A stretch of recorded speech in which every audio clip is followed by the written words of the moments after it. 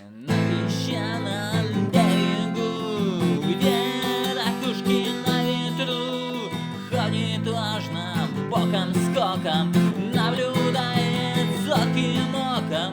У него клешня горой, панцирь крепкий, как броня. Он танцует под луной, океан ему родня.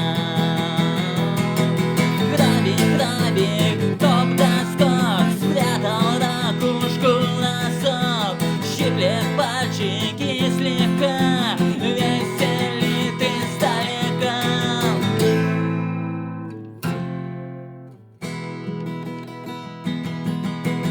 Солнце светит в небесах, волны шепчут в волосах.